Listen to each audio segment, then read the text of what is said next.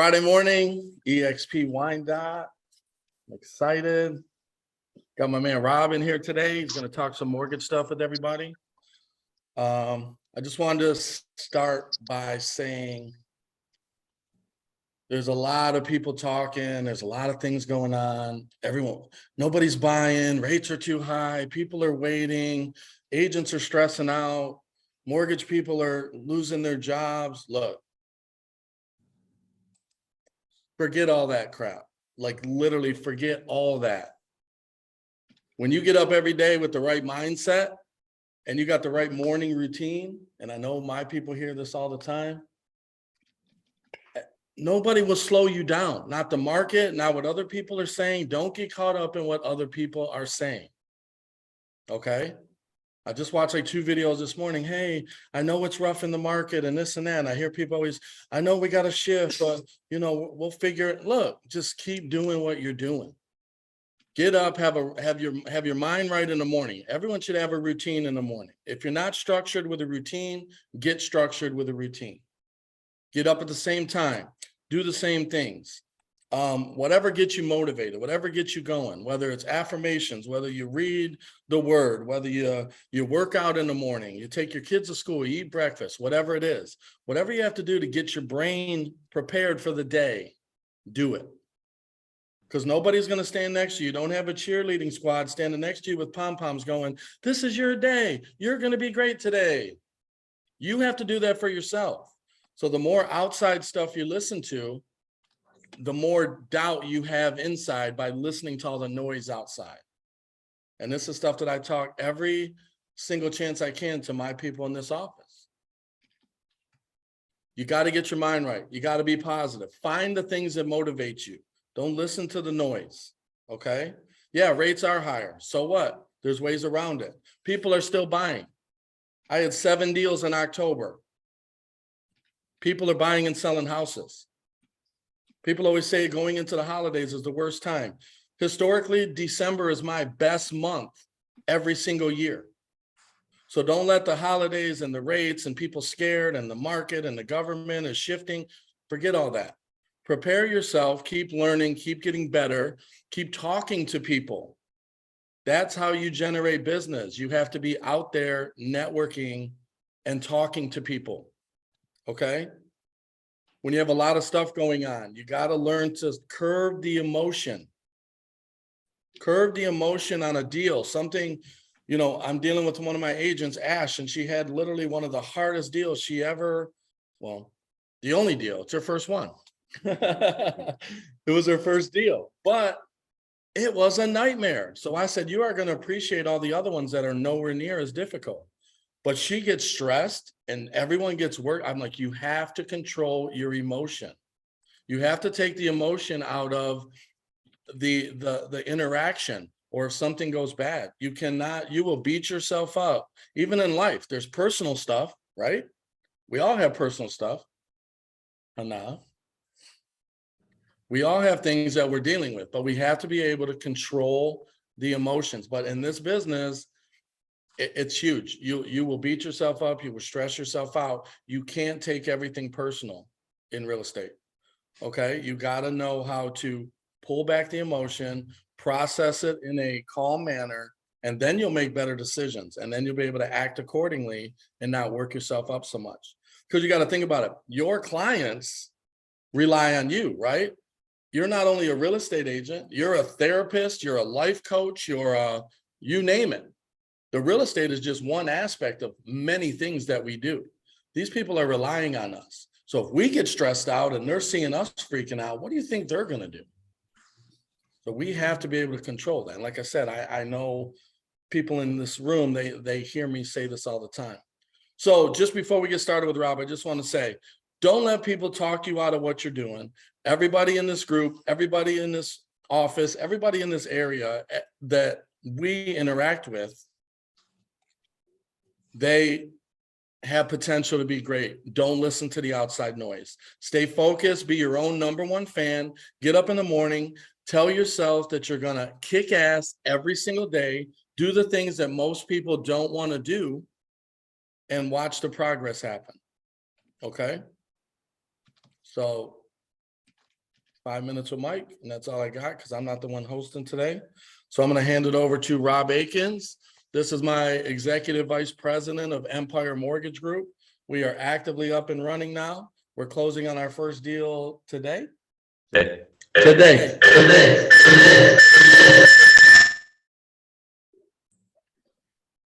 That was pretty dramatic. Today. Did you plan that? No, I did. Dude, that was sweet.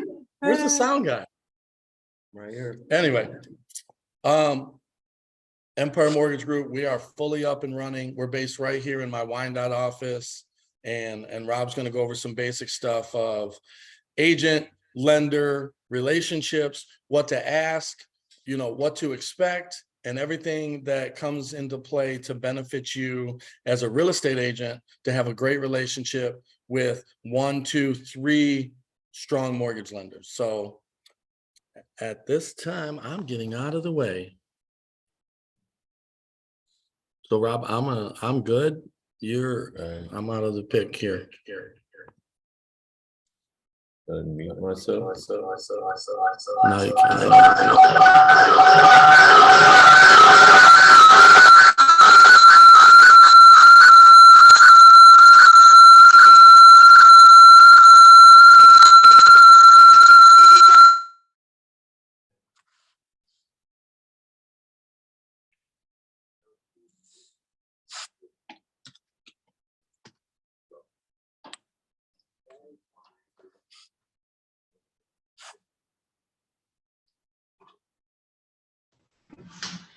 Maybe turn the screen off.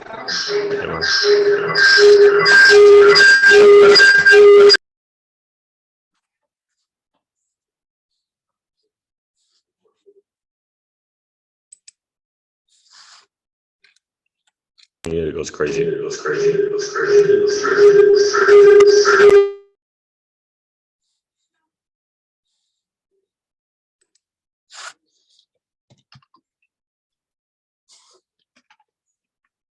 I mean, obviously you actually can, I think.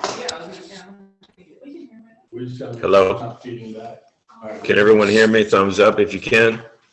Howdy. All right, everybody. If you don't know me, I've met most all of you. Some of you virtually, some of you in person. I'm Rob Aikens, like Mike said. Just a quick intro. I've been doing this for just about 19 years, 7 months, and 28 days. I know this because every day is important. There's 30 to 31 days in a month. There's about 21 to 2 business days in every month. There's a holiday every month. That gives you 20 days. That means if you skip one day, you get a 95% grade on your test. That's an A. You miss 2, you're about to slip into the A- category and slide into a B. You don't want to live in that zone. So you got to take advantage of it every day and every weekend. So when I see you guys out there hustling on the weekends, showing homes, that does not go unnoticed. So I appreciate all of you guys for having me here. And I want to thank Mike for letting me do this and host this. So I've got an agenda here. I'm going to hop back and forth in between that from sharing my screen. And if you could just put questions to the end, there will be time for some Q&A. And just tell me share questions. So I got to share a screen. Yeah. I don't want to do that.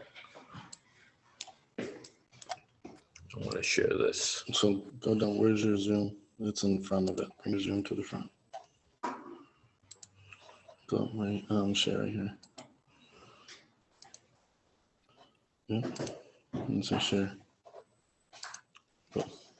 Right, you want to unshare that when you're done. Yep. So then you go back to your Q&A part. All right, so this is called Mortgage Essentials for Realtor Lender Relations. That's me again, your favorite mortgage broker. All right, so I'm not going to cover each item of the agenda. I'm just going to roll through them because time is of the essence. So I'm going to start off with why realtors need to understand lending. I'm going to hop into that part first. Is the client first approach. Let each other know as much as you can regarding your client and your comfort zone and yours as well. Now, here's what I mean by that. Client first approach, right? What are we really talking about? We are talking about you, me. When I say me, all right, I'm the lender. Right now, I'm the only lender in this room on this Zoom. So that means I'm the lender, okay? But I'm talking about all lenders in general. Anyone that you deal with is in the mortgage industry. I'm that person. So I'm going to represent all of them. Good, bad, ugly, indifferent, awesome, incredible, outstanding, brand new, 1 week experience, almost 20 years experience, all that stuff, and how you're going to interact with it. Because as agents, you've been in the game for a long time, a few minutes, not yet licensed, about to be licensed, unsure if this is something that you want to do. You got to figure that out. But what happens if you don't have a client? 100% of the time, zero. All your effort, no client, zero. No lender relation, zero. Because like we always say in the mortgage business, you can do everything that you want great on the front end. But if you hand it over to your processor and it doesn't get to underwriting, you did all that for naught. That client is now -1 times 10 because they're going to tell 10 people that you're not very good at what you do. So you just lost 10 clients by messing up on one deal. That's how crucial all these relationships and how those pieces are when you think about that client first mentality.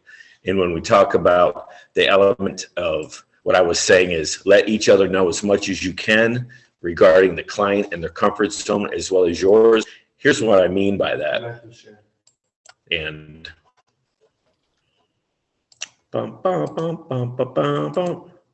mine is let's listen to some music this morning. So with Mikey.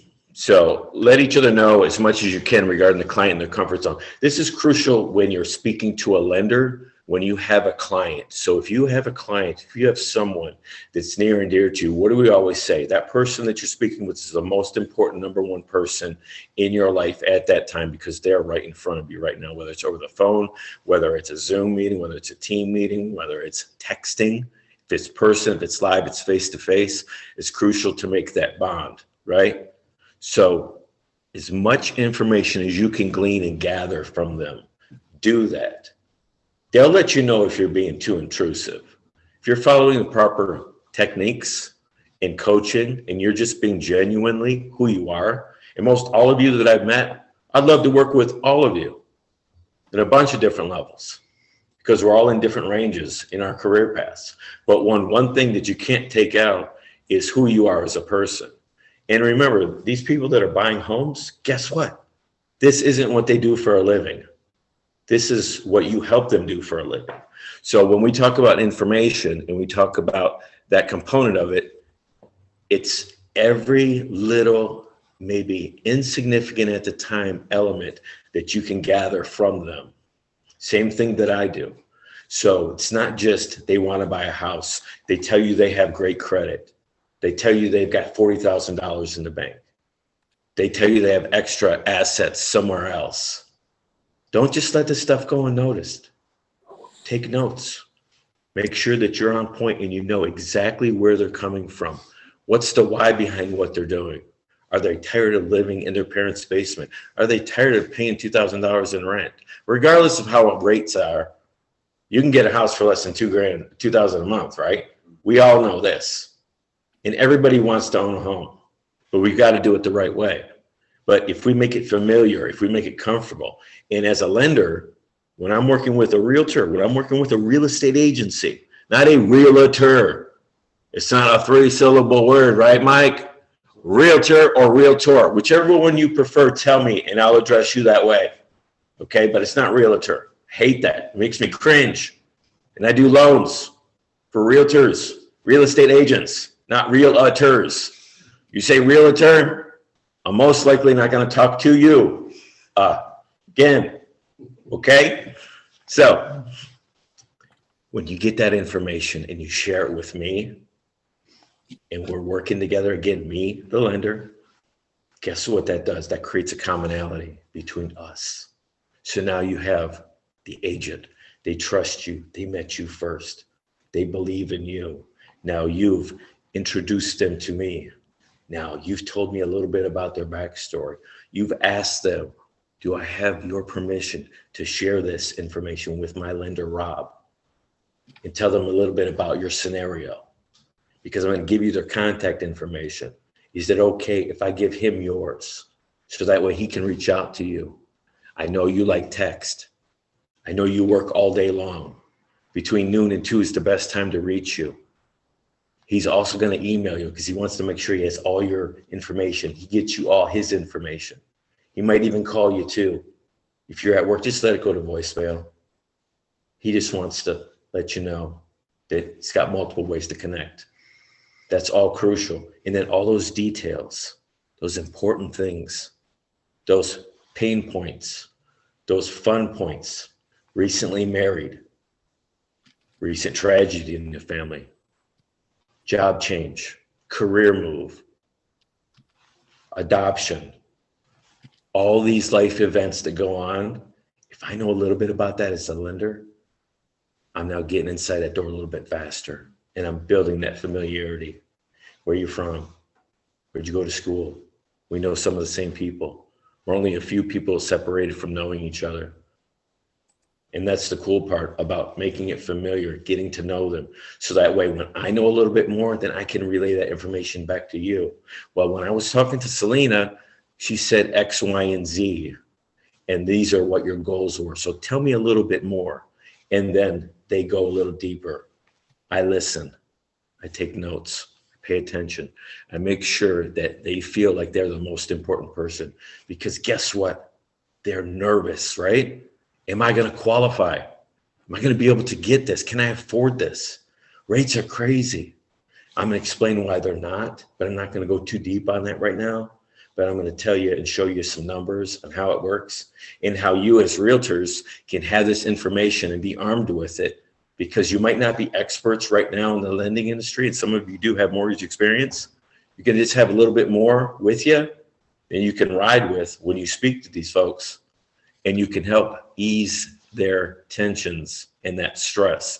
So they understand that you understand not just how to open up a lockbox and be a wonderful presenter and know about all the wonderful things and the amenities about this home and this neighborhood and the school district, but moreover, you've got some sensibility about the lending side and why your person, Rob, or your lender, who you can get on the phone with right now, who might even be there with you at the open house, is that person that's going to help you out, and how there's a differentiation between other lenders. And we'll get into that as well. So I'm going to go back and share my screen here and keep this agenda moving along. And Mikey, at any time, tell me if I'm going too slow or if I need to speed it up. You're doing great. All right. Excellent. So we've got, I'll just show you the whole show. All right.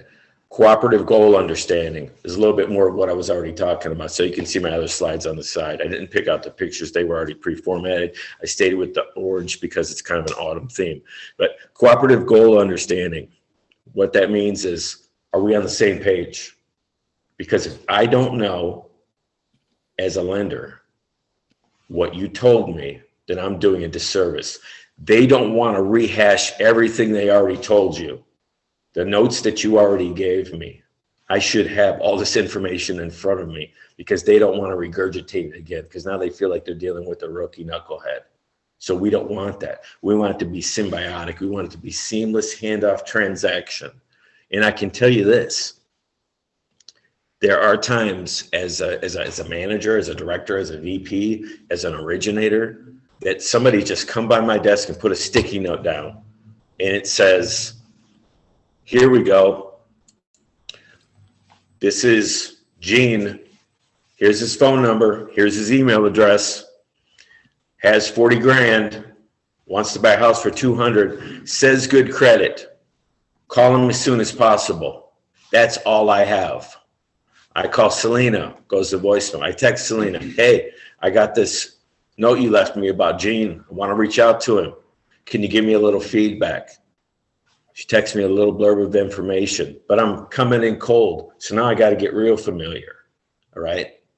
That's where I have to understand. And that's where a true mortgage professional is crucial. And you can sense this stuff out. Can they get some extraction from this client? Can they get more information from them without having been handheld and it being handed off? Because that's the difference between someone who can operate inside of an environment and get information and make it relatable, make it sound good, make them feel good, because They already kind of like you, but I'm coming in cold. I don't know if this 40 grand that you wrote down here is 20,000 in savings, it's 20,000 in gift, or it's 40,000 sitting in their gun safe. I have no idea. They said they had great credit. Did they have a bankruptcy 3 years ago you didn't tell me about? Because I don't want to ask them that question and they'd say, oh yeah, I told you already. But some of this stuff I'm going to massage in and I'm going to get that part figured out, because that's the key element. Is we got to have that understanding. We've got to have the goals. We got to make sure that we know on point when we're in that range. I'm gonna go back and share, and I'm gonna finish up the rest of these couple slides here. I'm already sharing, right? Sharing? No. Share. Bam. Okay. I'm going to talk about some mortgage acronyms and stuff. LLPAs. All right. Loan level pricing adjustments. Every borrower is not created equally. All right. So this would be a little bit 101 for some of you. Some of you already know this. And it's crucial when we're on the same page as lenders and agents that you understand why they're not getting the best rate at the lowest cost with their down payment. That's crucial, all right? Because if we're on the same page, it makes it so much more palatable for your buyer to understand that when they ask you, well, I was talking to my lender, I was talking to Rob, and he said right now rates are ranging between 7% and 7.5% with where my credit score and where my down payment is. And dispel some myths here. Most everybody can get the same rate if you have an 800 credit score or if you have a 640 credit score. It's the cost to get that. So I want you to think about it like this. Everything moves in tiers, right? Your 3% down payment borrower that you're trying to really pull them in and get them approved, they might not seem as strong as your 20% borrower, right? Your 740 credit score borrower with 20% down is not going to have to pay as much in costs. So these things are tiered from 620 to 640 and moves in 20, 620, 640, 660, 680, 700, 720, 740. You hit 740 and above, you're pretty much golden. 25%, 20% down payment, you're pretty much golden. They're going to get the best of what the market has available. If they want to pay a little bit more in cost to get a better interest rate, that's fine. Most lenders will quote them the rate at which the system tells them to. My job as the lender is to find out what fits their budget. So when we talk about loan level pricing adjustments, when we talk about the loan to value, how much you're borrowing versus how much the house might be worth, these are all crucial elements. So if I tell you the reason why we're where we're at is because they allowed me to share this with you. Their credit's at 679. If they were at 680, probably cost about $500 less. But that's where it is. And they're only putting 10% down. The good news the payment difference is only about $7 to $15 a month. So all they have to do is just not have one extra Starbucks per month and they're golden. It doesn't have to be crucial. The days about sitting around the campfire talking about you got the 2.5% interest rate, those aren't coming back anytime soon, folks. And if they were out there and you were bragging about it, you were a mark to start with, because nobody should be bragging about their interest rate. It's just silly, but people did that. You'll hear it from them. I hear it from them when I call people to refinance. Well, why would I get out of 3%? You're right. Why would you? 3 months later, they're about to get divorced. Guess what? Now you are. And guess what? Rate 7.5%. You just got shook. It's okay though. I'm here. I'm handy. I'll help you out. This is important. This is the part you got to put in your back pocket for right now, because it just flipped in the last 15 months. This $100,000 equals $650 to $700 per month. You say, what is that? Most of you probably already figured it out. For every $100,000 you borrow in today's market, your principal and interest mortgage payment, not taxes and insurance, but for every $100,000 that you borrow, is $650 to $700 a month. So when someone is trying to buy a $200,000, $240,000 home and they want to borrow 200 grand, you should easily be able to do this math in your head and say that's $1,300 to $1,400 a month. And they told you they were paying $1,200 in rent. You may be doing a disservice right now by stretching them to that range, unless there's some income sources that you don't know about. But just knowing in your head, I used to say for every $1,000, it's about $3 to $4 a month. That was back when rates were at 3%. It was easy to roll off your tongue. But we'll make it simple mathematics. For every 100,000, it's $650 to $700 a month for what you're going to be spending on your mortgage. Where you decide to live, what community you decide to reside in, we can figure out your taxes just like that. And that's later. I can give you guys the tools to figure that out. Most of you guys already know it because it's on your listing tickets. You see how much the taxes are. You take the year divided by 12. That's going to be their monthly taxes. Homeowners insurance is going to range from $75 to $150 per month. I always recommend a high deductible with a low premium because that'll give them less monthly for their home insurance, because home insurance claims, they don't really take care of a lot of damage to your home, especially around here in Southeast Michigan. And people that have been flooded, they can speak and they can testify to that. Same page win-win, total rapport. If the member hears the same message, we win. I've already said that earlier. Now it just reads differently. Because if we're on the same page together and you have two people, you have an agent and you have a lender and you have one borrower, that's three people that are on the same page. That's strength. You've got two borrowers and you've got an agent and you've got a lender and they're all hearing the same thing. Now you've got four people that are on the same page. They're going to want to work with you. They're going to want to stay with you. They're going to want to ride with you. This side of the page was left blank intentionally. If anybody still reads books, once in a while you see this, or if you print off documentation, you see it. I thought it'd be funny to throw it in there. And why is it crucial to be on the same page with your lender? And I talked about a lot of this, the seamless relationship from initial dialogue. We covered that part already. So as some of this stuff might seem redundant, everything that we do is redundant. How many times do we go back and forth with other agents, with title companies, back and forth? Didn't we already talk about this? Yeah. Why are we talking about it again? Because it hasn't been solved yet. Best ways to communicate, days, updates, having clear expectations. Okay, I'm going to stop share there right now. Communication, crucial.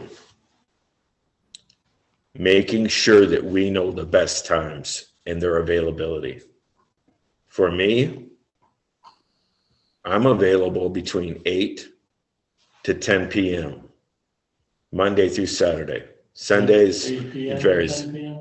8 a.m. to 10 p.m. There you go. I only work 2 hours a day, I wish.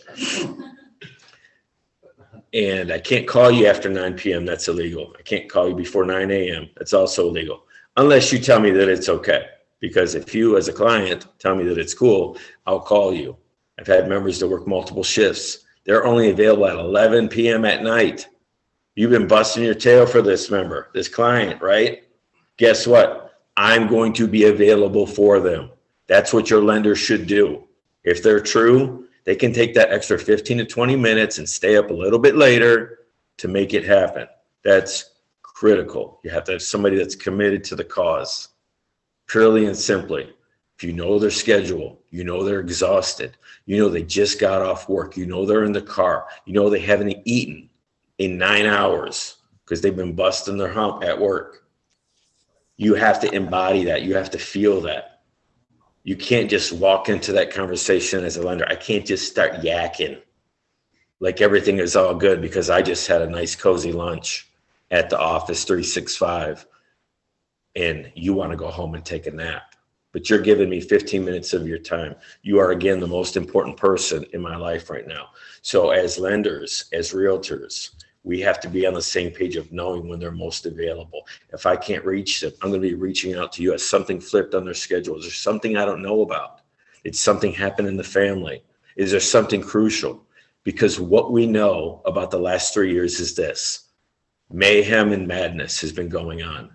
There have been so many times where I've had this little, like, not devil on my shoulder, but something saying, like, man, I wonder why I can't get a hold of them. That's so weak.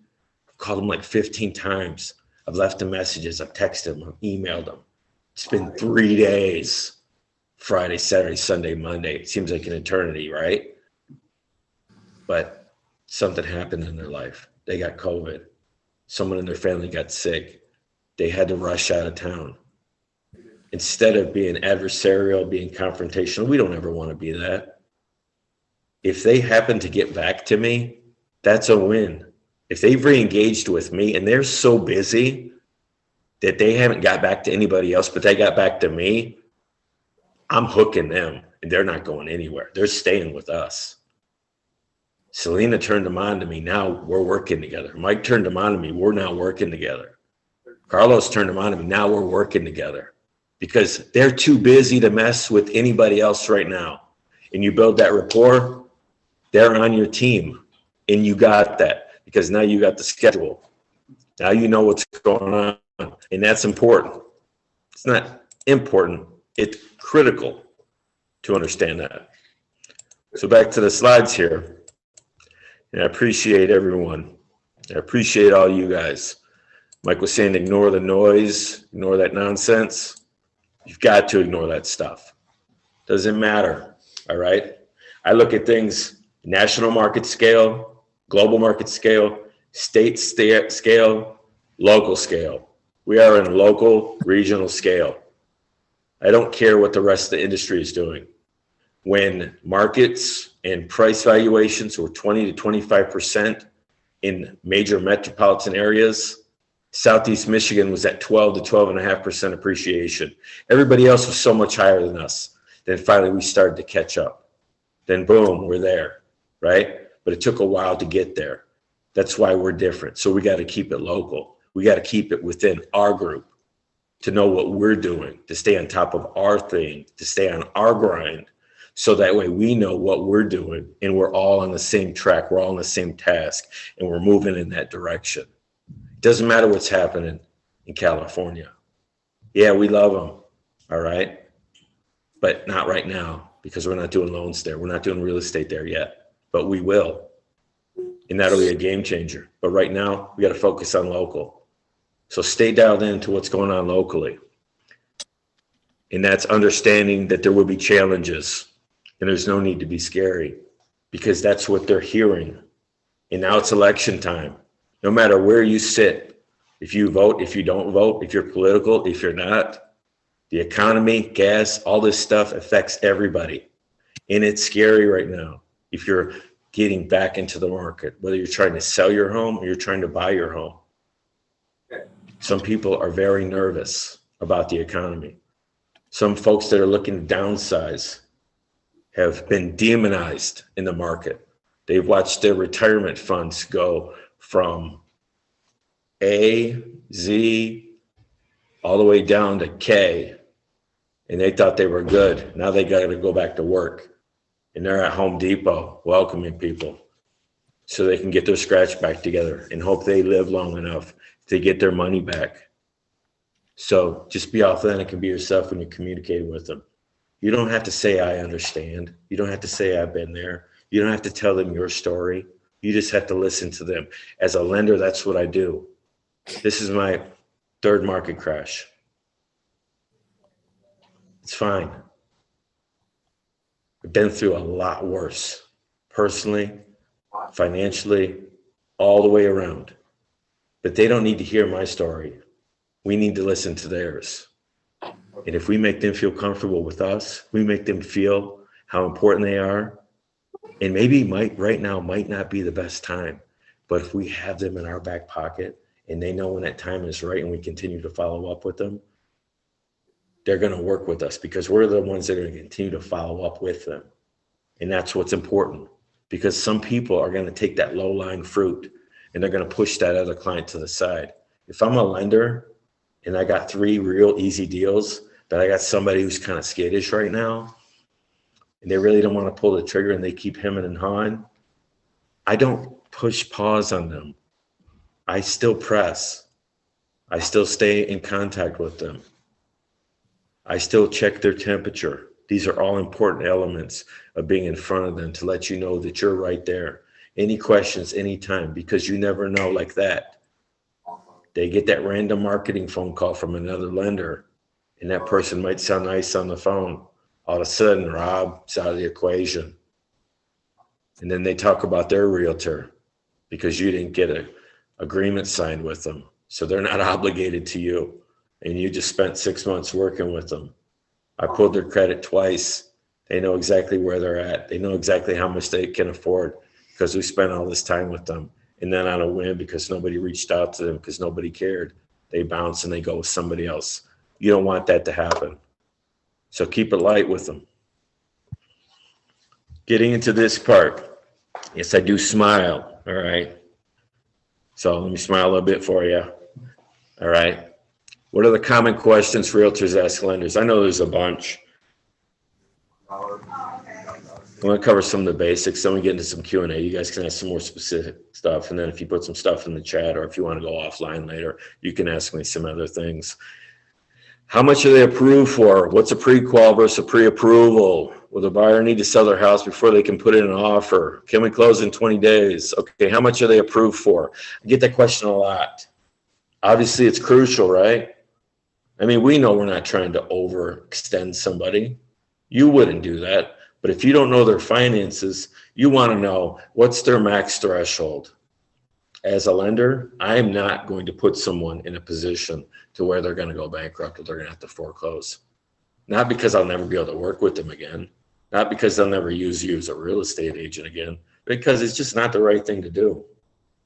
For one paycheck, for one lousy bit of commission, for a check mark and a closing, don't do that.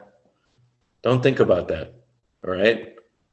Make sure you understand their affordability. Put yourself in their shoes. If you've been in their shoes, understand their shoes. If things get tight like they have been, that happens. So how much can they afford? You ask me as a lender, and I've talked to the borrower, we're all on the same page. I'm gonna let you know, based on where the area is, how much that $100,000, that $200,000, that $1,300 or $1,400 a month. We take our average client, the average median area income in Southeast Michigan in a 4-household home is somewhere between like $60,000, $75,000, $80,000 a year. If you have one full-time working parent and another 2 partners, maybe they're at $600,000. They have 2 kids, 1 in daycare. We know that stuff's expensive. Daycare doesn't go into your debt to income ratio. It goes into mine, but not on paper, not when I'm doing the loan, but when I'm qualifying you as a human being. I know that that's $2,000 a month after taxes that you're handing over to Rainbow Daycare and crossing your fingers, checking your phone to look on that daycare camera to make sure your kid's like not sitting in the corner eating boogers, right? You want to make sure they're getting taken care of, but that's real money. This is real stuff. You don't have to go through their bank statements to spy on them and figure out where they're spending money and how they can budget. You're not their financial advisor, but in a way, you're their consultant as a real estate agent. In many ways, you know them as much as they know themselves, and some things they may not want to admit. And sometimes we ourselves don't always practice what we preach. We try to do our best for ourselves. We try to do our best for our families. And sometimes we can give really, really good advice to people and suggestions. And we have to live that too. And that's just kind of off script. However, when we talk about affordability, as your lender, I'm going to let you know, here's the range based on where we're looking at in Brownstown, Flat Rock, and Woodhaven. From 200 to 260. They've got $100,000, 40 of it's in savings. They can get a gift if they need to. They can tap into their 401k because they're a first-time home buyer, so they're not going to get hit with some taxes. And This is what the payment's gonna be. It's gonna be about $1,700 a month to $1,850. They can afford it. I talked to them about it. They could probably go up to 21 if need be. But for every amount that increases, those taxes are gonna go up. Those homeowners insurance premiums are gonna go up monthly, unless they wanna pay them on their own. And that's a discussion I always leave to the borrower. If they're putting 20% down, they wanna pay their own escrows, fine. I don't wanna press them into it. That's their call. But how much they can afford, I'm gonna let you know that range. Here's the other thing. Highest and best by midnight. We heard that before? Agents, right? Okay, you've got a lender, you've got me. It's Sunday. They just saw the house at 7:30. I'm chilling with my kids, all 5 of my girls, 1, 2, 3, 4, 5. Sitting on the couch watching the show, the cartoons. You shoot me a text at 8:40. All right, I know you got me approved. We're good with them, but I need to put this offer in. All right. Apparently there's some other offers. They might be a little bit higher. You said they can afford 260, right? Yeah. All right. Well, let's go with 245, 250. I need that approval letter updated. Rob, can you get that to me ASAP? Okay. Ladies, watch the cartoons for a minute. Get the laptop out. Because when you're dealing with me, we have high technology. You're going to know what's going on in the process. You're going to know what they qualify for. I'm going to get that approval letter to you ASAP. PDF file. Clean, crisp. I'm going to send one to your borrower as well. So that way you both have it. And then boom, you put that offer in at 11:15. At 12:01 or in the morning, you call me. You text me. We got it. All right, let's rock and roll. Because I already have their pay stubs, their W-2s, their tax returns. Let's rock this. Because that's what a lender should do. They should be resourceful for you. If they're not available for you doing that in this market, in any market, then they're in the wrong line of work. You're in the wrong line of work. It might be a tough pill to swallow, but there's people that come in, they come out, they play hopscotch and double dutch jump rope. Doesn't work like that. You're a member that's been shopping for a home for the last 3 years, that's been outbidded 50 times. You know how exhausting that is? You guys know how exhausting that is. And finally they said, you know what? I'm done. This is the house. We've settled. It's not everything we wanted, but I can't wait anymore. I'm tired. 40 houses, 40 showings. I mean, that's 2 a month. 40, 50, 60, 70, 80, 90, 100 hours out of their life that year. It's mentally taxing. Thinking about it. They're thinking about it. You're thinking about them, but you're also thinking about the other 30 or 40 people in your network that you're also trying to help out and get a mortgage for, try to get a home for, to try to help out.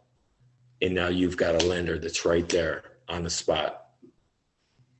9 a.m. on a Sunday, 4:30, I'm at the open house with you, with my laptop out. And I'm real genuine with this stuff. I'll tell you. You don't like me, there has to be a reason behind it. I might not necessarily know what it is, but most people find me affable and relatable because I've been around the world and I've got that experience. But if it's important to you, it's important to your buyer, it damn well is crucially important to me because I have to do right by them. And if you can't get a hold of me, then I failed you big time. I do not want to do that. I do not want to look at you and tell you that I did this. That's on me. That's not going to feed your family. That's not going to get them in that house. We don't want to have that conversation. It's not a fun one. Go back to the presentation here. Sorry to get grim with you there for a minute. Well, the buyers need to sell their house before they put in an offer, pre-qual versus pre-approval. Pre-qual, pre-approval. Back in the day, a pre-qual was almost like a pre-approval. Sorry.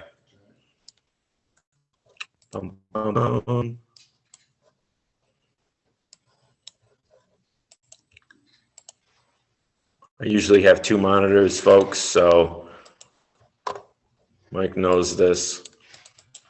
So going one monitor is kind of trippy for me. That's a nice logo back there. Yeah. Pre-qual versus pre-approval. Pre-qual, all right? I got one in the mail yesterday. Said I can get a $150,000 line of credit. All I gotta do is call these people. They'll deposit the dollars into my account tomorrow. All right? No, they won't. This is advertising and marketing. You can go online right now while we're in this. You can just cancel me and just go get your pre-qual for your $300,000 home at anymortgage.com. Try buying a house with that. You might get to see a couple homes, but you're not going to buy them.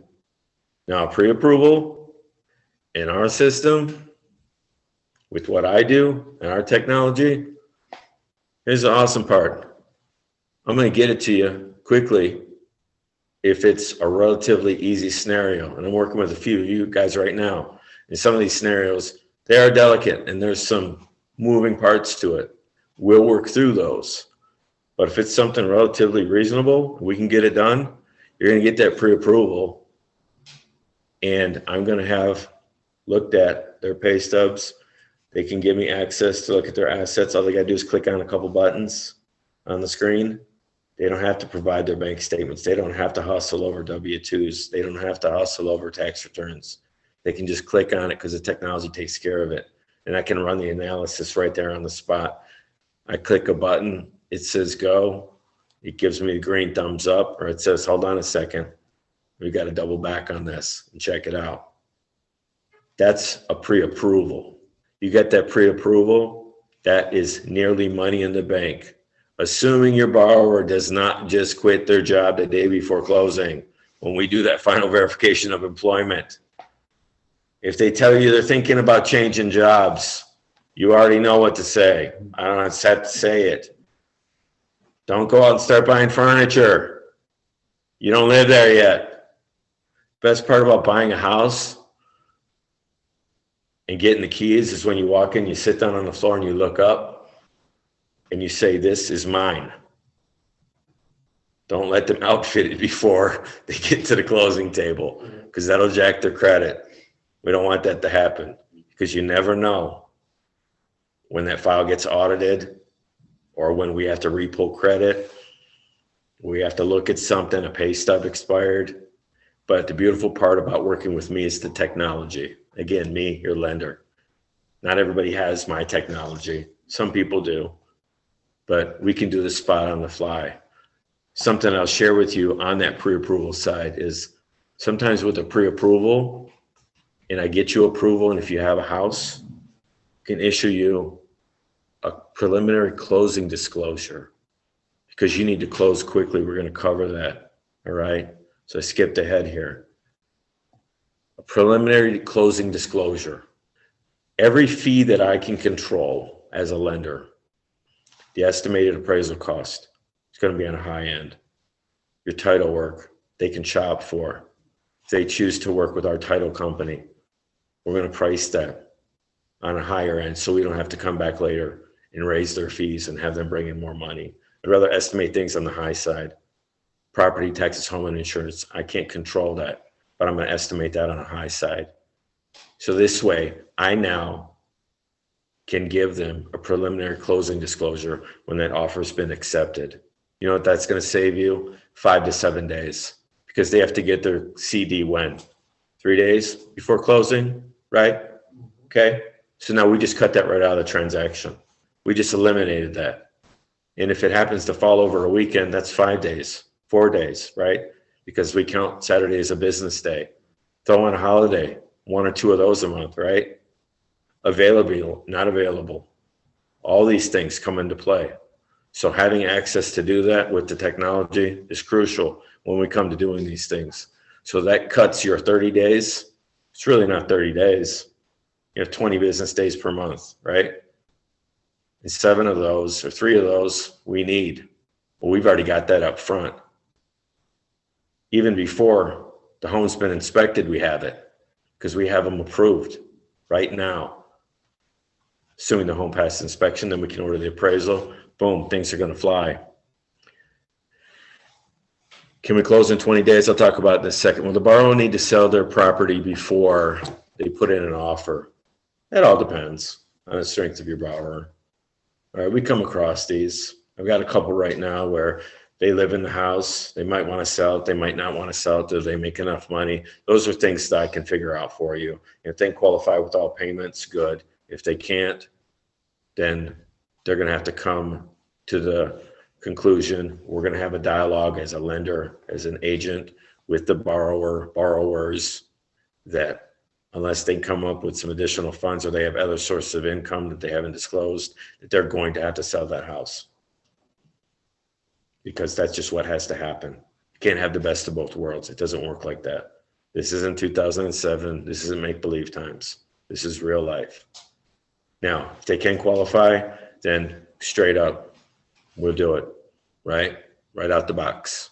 So we don't even have to worry about it. Closing in 20 days. Some of you guys on the list side, no disrespect, you work for your seller. That's your most important person. You want a cash buyer because that's easy. Slam dunk. Alley-oop, right? Listing agents will try to bully you on the contract sometimes. You've had it happen. They think you might be new. They might not want to work with you. If you come across like you know what you're talking about and they believe you, you remember your client's been vetted. Can we close you in 20 days? Probably, but let's get some wiggle room in there. As a lender, what I'm not going to do is I'm not going to mess up our relationship. And a lender shouldn't tell you, no problem, we can get it done. Because I've seen too many lenders do this, and here's what they do. They wait until the last minute, right before that CD is supposed to come out, because that listing agent knows they're on their game. All right. Our technology tracks stuff. It tells you the appraisal's in. They've been conditionally approved. Rob, I thought you said they were pre-approved. Well, they are. We just have to get their tax transcripts to make sure they match up with the real ones. Just small conditions. I'll go over all that stuff with you. No need to worry. No need to sweat about it. But what I don't want to do is get you in a situation where you're coming to me last minute because somebody else's lender bailed, right? This is where you and we come into play from the strength to our borrower. Because if their other lender fell through that you didn't really know, you weren't working with them, you were working with them, but it didn't work out. Now the seller's angry, their agent's frustrated, but you're already 25 days into the process. We've all been there. Now you have me, right? You have a lender with credentials, with credibility. All right, we may not be able to get it done in 20 days, but are you going to risk another 40 to 60 to go out there with somebody else? So check this out. Here's what we're going to do, and I'm going to show you how we're going to do it. And then when I talk to your listing agent, because that's what I do, and I'm going to talk about that in a second, we're going to be very familiar, and we're going to be friends. But try to stay away from short closings is the main point, because you put a lot of stress on a lender, and lenders are real desperate right now for loans, like we know. Bogus bunk lenders are real desperate for loans. I'm not desperate. I'm hungry. I'm always hungry. Mikey and I were at the game the other night. We ate enough food for like 20 people. I'm still full. Okay, we ate enough for 2 people. But I'm always hungry, but I'm not desperate. A desperate lender will take that deal. They will overpromise. They will underdeliver. They will do everything. They will say anything to get them in the house because they believe that if they slow roll you, that seller and their listing agent is not going to want to reignite the process. But chances are that lender that did that is not going to be a great communicator. Is not going to follow through with you in the process. And there's a reason why they told you that loan was going to close, because they couldn't get it done. And we see this loan clear to close in 7 days. Sometimes that's the case. More often than not, that just means it was finally underwritten and it was clear to close. Doesn't tell you what happened the first 15 to 25 days. All right. That part we don't get shared with. You just hear about this glory part. Hit the last shot at the buzzer to win the game. Didn't tell you about this 30 shots that you missed earlier, but you made that one at the end of the game. Now you're the hero, right? And they can show you these little snippets of what they did, right? But we can make it happen. Common pitfalls and challenges with lenders, lack of communication. All right, I'm going to go to the left side of the screen, and then I'm going to stop sharing, then I'm going to get real with you guys about this, because these are the things that are crucial with us as agents, with us as lenders, as borrowers, as people. This stuff will happen during the transaction. Just like Mike alluded to Ashley's transaction. I got to hear all about it in the office. I was here. She's not on this right now. She said she's going to watch the recording later. So Ashley, you did a great job. You thoroughly communicated everything. You over communicated, which isn't a bad thing. If you're in the mix, that shows passion, compassion, empathy, caring. Your member is going to ride with you forever if you do that. But just know that everything is not going to be glossy, ice, Zamboni smooth. It doesn't work that way. That's not real life. That's not how anything works.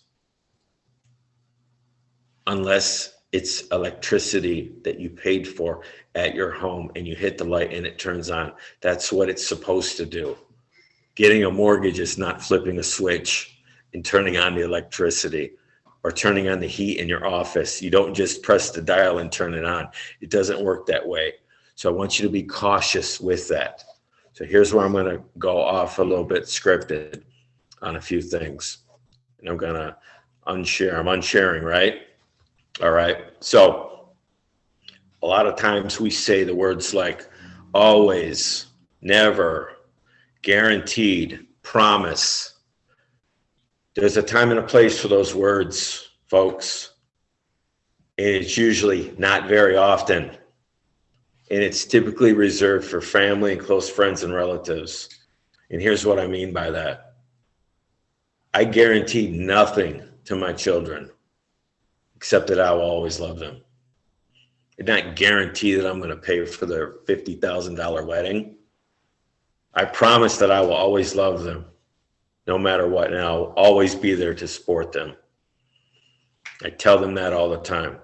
I did not promise them a brand new G-Wagon for their 16th birthday.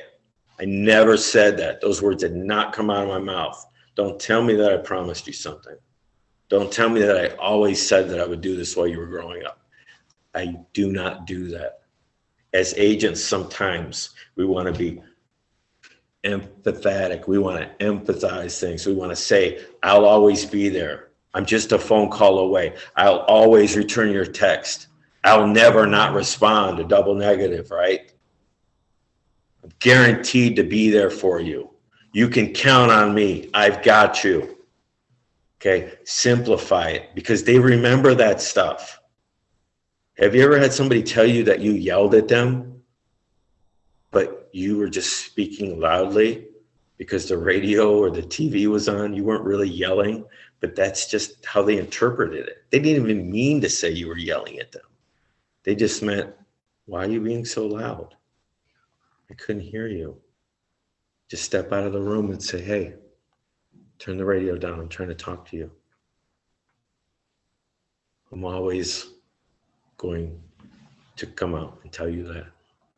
But I'm never going to say that I'll always be there for you, that I'll always be available, because I sleep, I eat, I have other stuff going on. While it sounds cool to say in the moment because you're so excited to get that business, you're so ramped up and jacked up that you will almost say anything to get that deal. Be cautious with your words because they're not always going to be available for you. Are your clients always available every time you call? Do they always get you the documentation that you need on time? Do they always go right on and electronically sign their agreements and their contracts? Do you sometimes have to walk through things with them? Yes, we do. So that's that cautionary tale that I like to spin so that you understand that that's the communication piece. And that's the important element of the communication. And I want to talk about this. I want to talk about the communication. And I want to talk about when you're throwing yourself out there and you're telling people what you can and what you can't do. And it's on a slide you're going to see here in a second. And this is something I hold near and dear to my heart. And there's 1,000 different ways that you could say this. Is anything other than providing a result or a solution is an excuse, and be proactive. Your clients don't care about your day. They like you. They don't want to hear you complain. I don't want to hear you complain. We don't want to hear each other complain. Traffic, we all drive the same roads. Weather, we all had to shovel snow. Sick child, had to stay home with them. That's life. That's reality. We deal with that. But if you're in this line of work, you're going to have to overcome hurdles and obstacles. So you have to think about your client.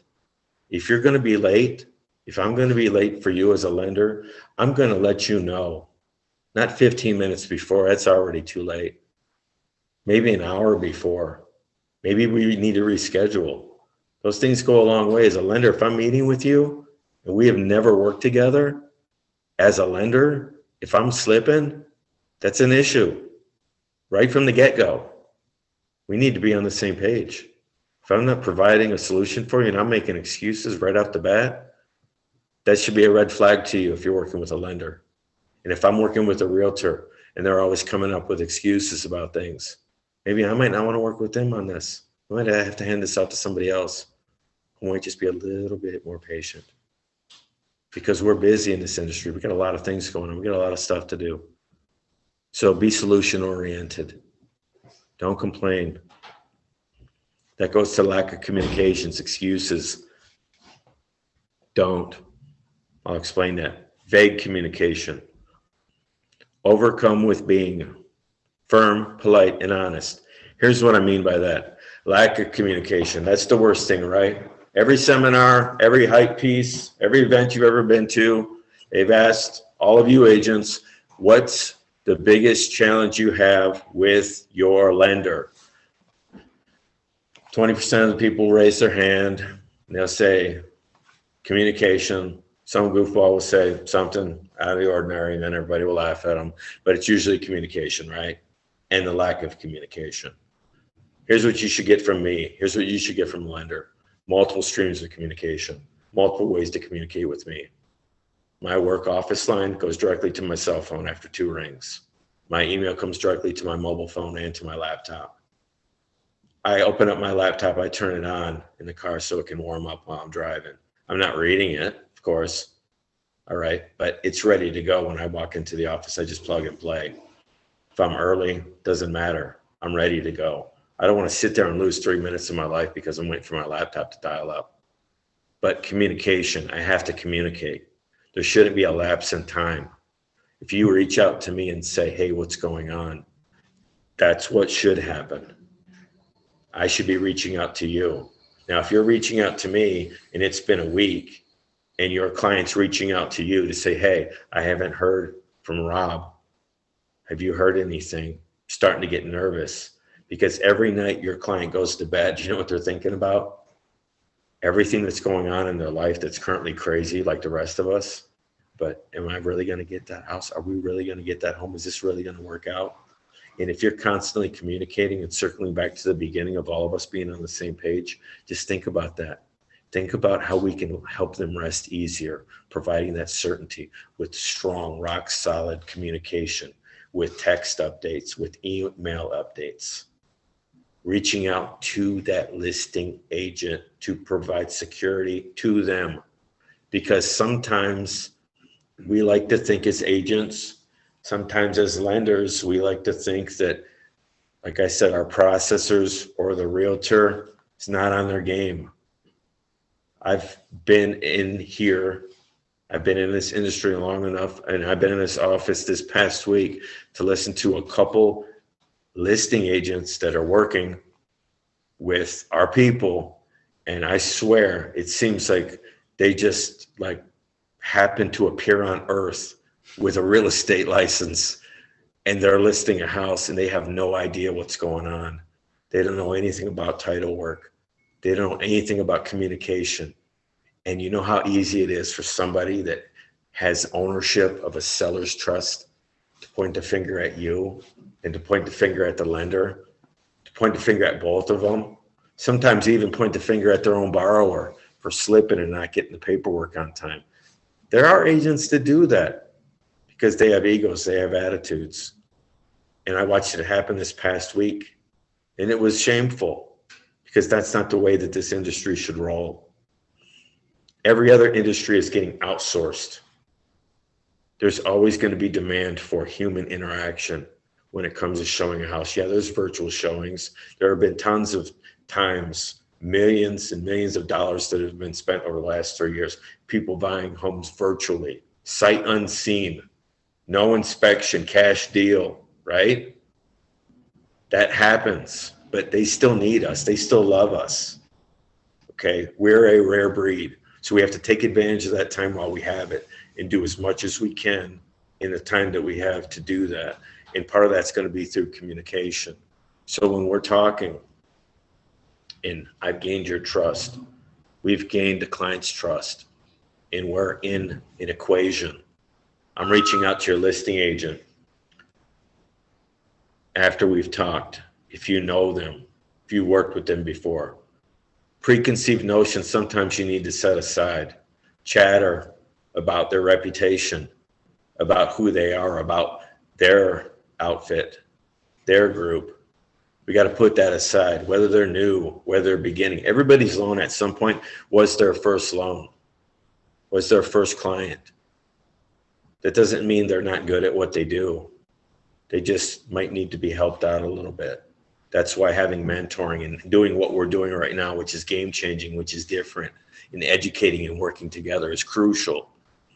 So while you see on here, lack of communication, excuses, blaming, vague communication, that's where overcoming with being firm, polite, and honest comes into play.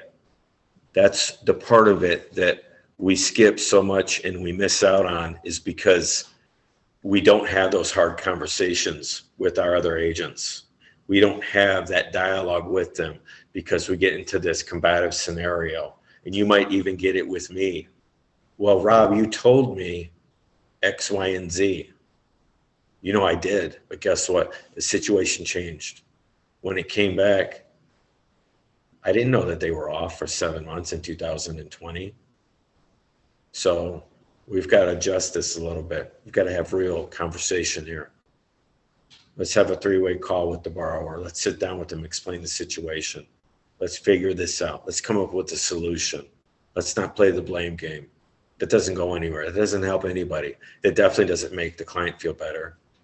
And if we're not communicating with the listing agent, and we're not making friends with them, or we're not playing nice, that's not going to make them feel better about this. Because if they feel good, how many other homes are they trying to sell right now that are pain in the neck?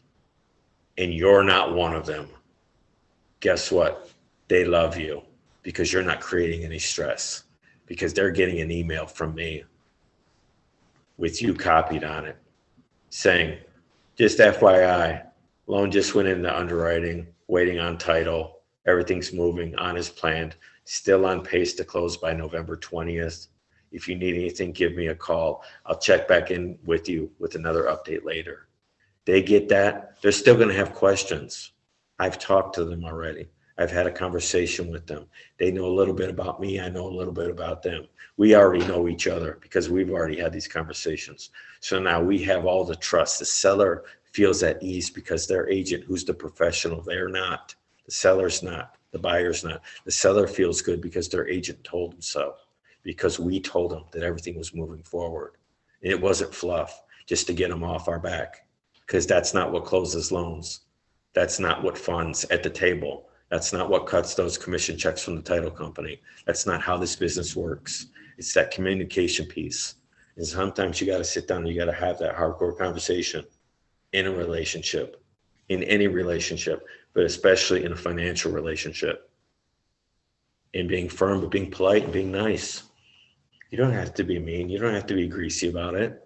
All you have to do is just say, here's what it is, and here's what the delay is. If I know something's going to come amiss and we may need an extension as a lender, I'm going to let you know ahead of time, because most agents are okay with it on the list side. They don't want to know about 3 or 4 days before, because they have other deals like that in their pipeline right now that they're just finding out about that are going south. And now you're the other one. You're the third one that day. They're at a fever pitch boiling. They don't want to hear that. Now they're really mad.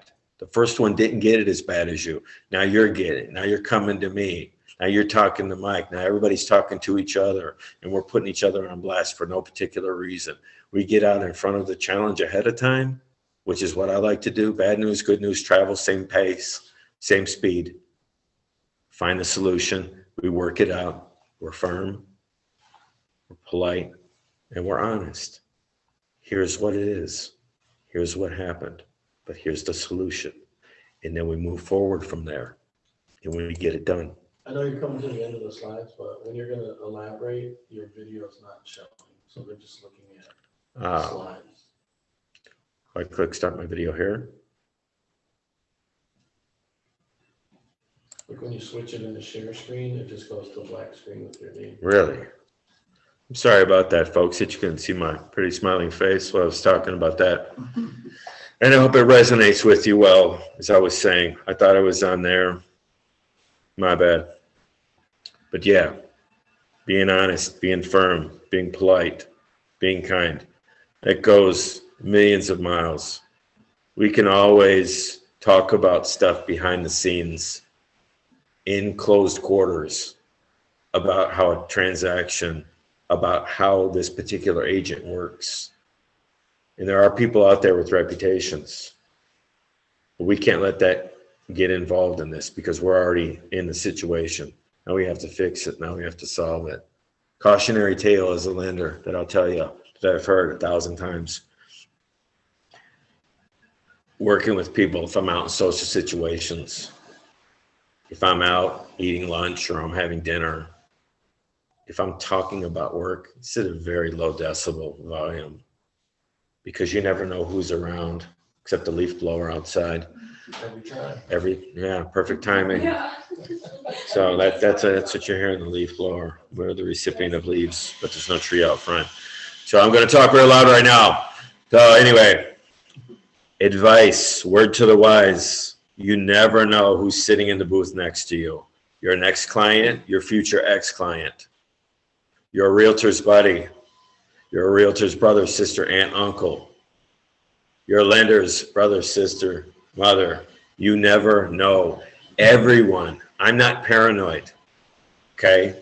If I'm going to talk about a client, I'm usually leaning over to tell you something about a situation. I'm not just going to be openly, casually spreading people's business on the street.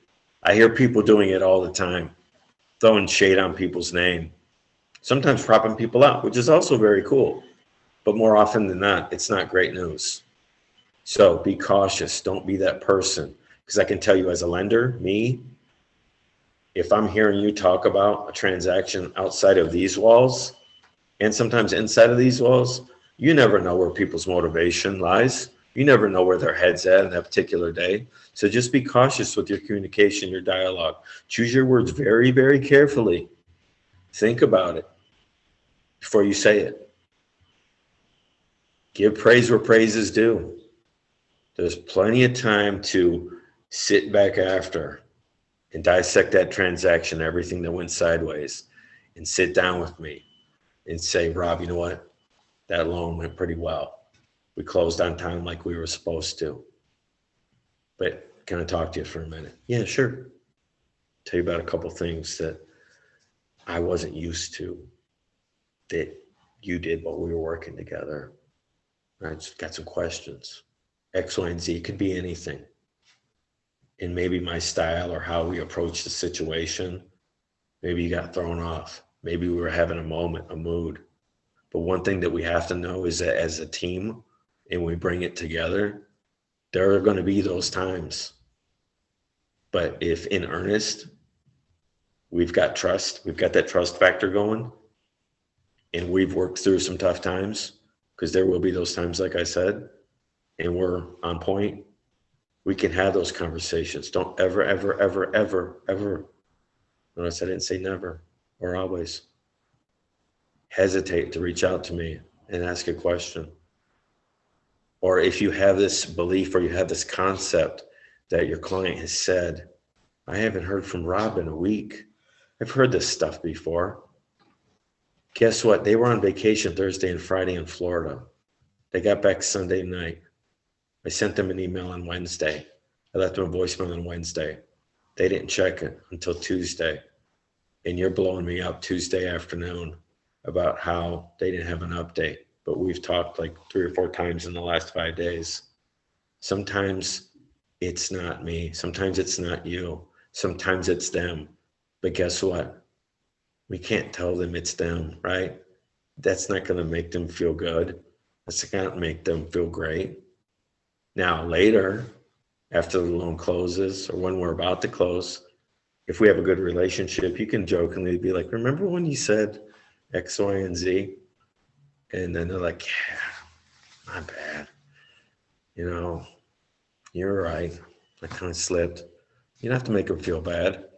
But that's part of the relationship. That's part of what we do. And I'm going to tie it up here and put a bow on it. And I'm not going to share the slide with you. I'll just talk about it because apparently my screen goes dark. But the last slide, and we'll put this out there so everybody can have access to it. But I call it solve, resolve, admit, recommit, cross the finish line. It kind of ties up everything that I was just talking about.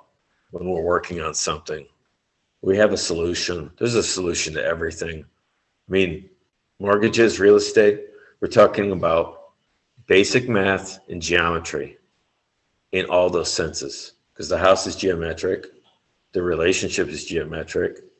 There's a lot of circles in there as well. There's a lot of stuff going on. There's a lot of things outside the box as well. But I mean, it's really not that complicated as long as we keep our heads screwed on straight and we stay informed. And we're going to slip once in a while. And then we have to come to resolve that. We've got to figure that out. And then we have to admit, you're not going to lose respect from somebody if you admit that you made a mistake. They're going to admire that because you could stand up to that. That's crucial as a lender to a realtor. If I made a mistake, I want to tell you as quickly as possible so I can make sure we don't drag the situation on any longer for this borrower.